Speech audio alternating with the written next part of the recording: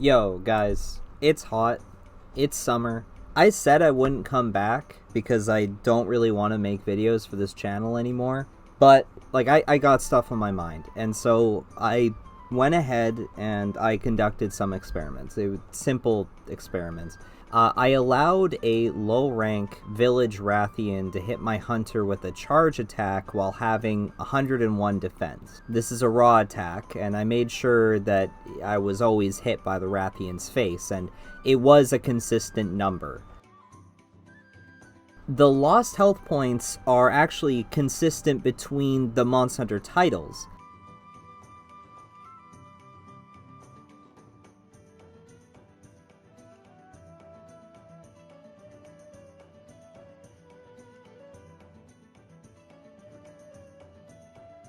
I did this test again with a high-rank online Tigrex, this time with 331 defense, because if I had 101 it would just one-shot me. And again, I allowed the hunter to be hit by the face of the Tigrex during the charge attack. The results were interesting.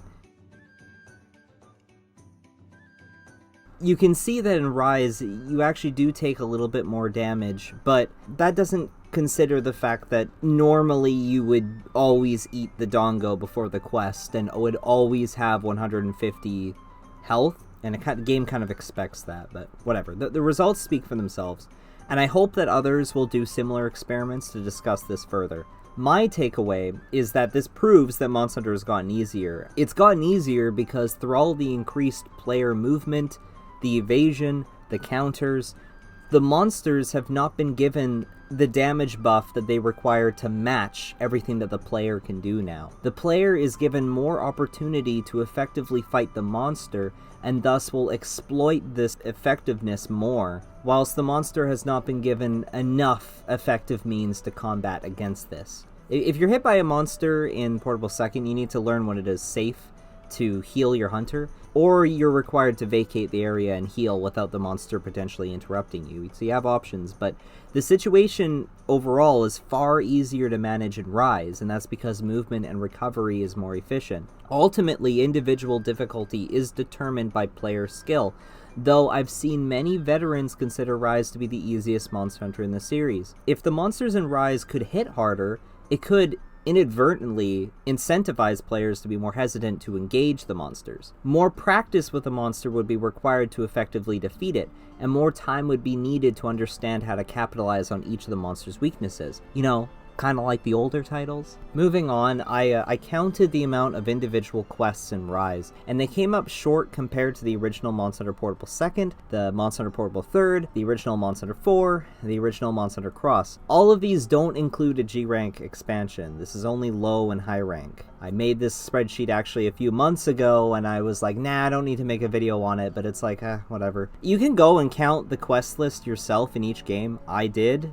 It took a lot of time. I'm pretty sure they're accurate, and if I'm off by like one, well, I think the numbers are still pretty significant. If you factor in event quests, Rise needs at least 20 more quests to reach the quest load that Monster Hunter World had. I haven't included arena quests, rampage quests, or the randomly generated quest systems in World and 4, but I mean, come on. There's what, a dozen different rampage quests in Rise? So even if you throw in 12 or 10 or whatever more, it's still less than World, Cross, 4, Portable 3rd, and Portable 2nd. It's so weird, Rise has 6 more monsters than Portable 3rd, yet it has roughly 70 less quests. The game is relatively easy. Working through the challenges of the quests will also be easy. And because there's fewer quests, and they're easier to complete, the game will be finished faster, compared to previous titles. To compare, Monster Hunter 3's content, while it is less than Rise, lasted longer because the game was more difficult.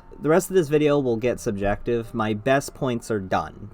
The stuff I said before, that's clear as day. Use it for whatever you want going forward. The rest of the video is going to be my personal feelings on Rise. It's difficult because there's a lot that I like about Rise, but ultimately I think that World is still the better game. This is the first Monster Hunter game where I have run out of things to do, and this is the first Monster Hunter game where none of the fights were a wall, and thus generated no feeling of satisfaction that I thought I would get by purchasing the game. There was a standard set by the previous titles, alright? If by consensus, the buyers of this product, which include me, believe the product is not up to the previous standard, we will naturally complain, because that's how consumers are. Monster Hunter is a unique experience to enjoy. There is no suitable competitor product for me to purchase instead. As someone who enjoys this series, especially the past of this series, I want to see what these people who made a beautiful game can still do in the future. And I'm not alone, because there's other consumers of this product who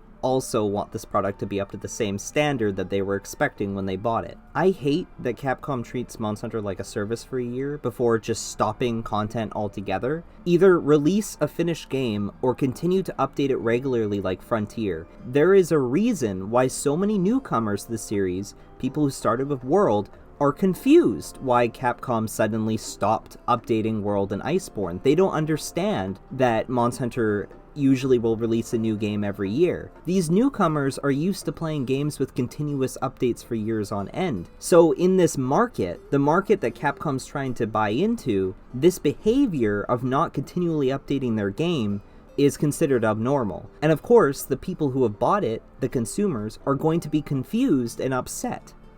I hate the community expectation. Well, it's an expectation created by Capcom that there will always be a G-Rank expansion to every game, which is not true, but there's an expectation that Rise Ultimate will just fix everything and add more content. Like, oh, don't worry, they'll put a band-aid on it later and they'll fix it. You know, when Monster Hunter 4 was released, Base 4, it was released with the intention to be one and done. It never got released in the States, but the same could be said for Monster Hunter Cross. The expansions, Monster Hunter 4G and Double Cross, were a bonus. They were not expected. We did not expect them to happen, but when they did, we were happy. You can play the originals for both of these games and have a near never-ending amount of time spent on that game because they were so packed with content. They were built to be self-sufficient. They didn't even really rely on event quests that much. It was a little bit in Monster Hunter 4 Ultimate, but Monster Hunter Rise is not that, and I believe it is because they intend to ultimately fill the void with an eventual Rise Ultimate update, just like what they did with World and Iceborne.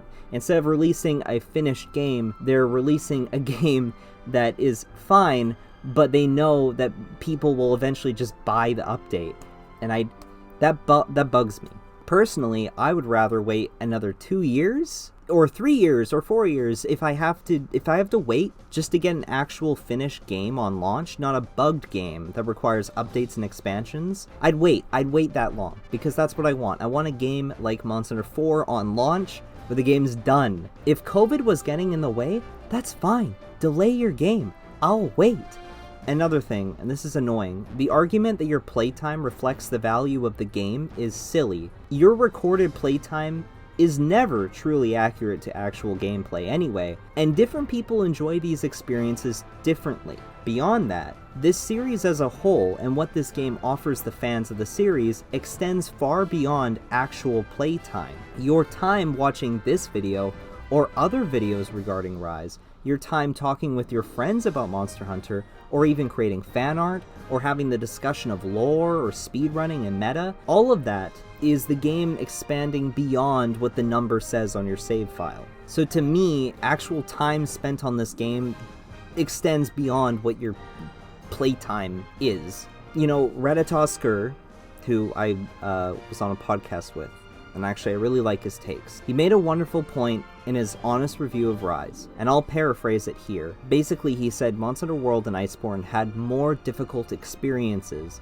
and thus generated more community engagement and camaraderie than what Rise offered. Facing the demo Magna Malo together as a group was the best we've gotten for a community-wide wall in Rise. Monster Hunter in the past naturally generated a culture where many people face the same challenges together and learn to overcome it together. Ideally, we want a game where every single high-rank fight is demo Magna Malo difficult, because that's what it was like on the PSP in 2008.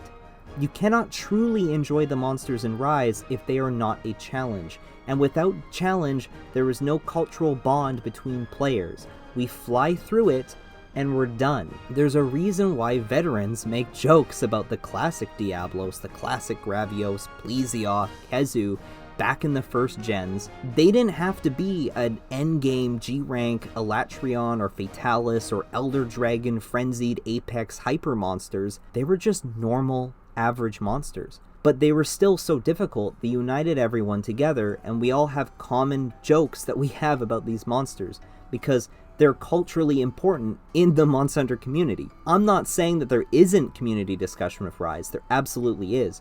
But what I'm saying is, and you'll see it, the community discussion is very divided. It's full of dissatisfaction, and I see it more than I ever have. I feel the honeymoon period for Rise is over, and now everyone's playing stories too.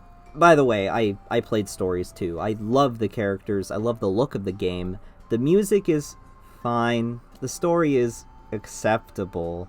Sort of redundant. The sound effects for the monsters are just incorrect. I also learned that I just don't like JRPGs, so once I beat the game, I just stopped playing. I was done. Thanks for watching. I probably won't be making more videos on this channel, like at all, because I just don't have the time. I don't have the energy. And I hope that maybe the content at the beginning of this video will be worth something. Thanks for watching. Bye.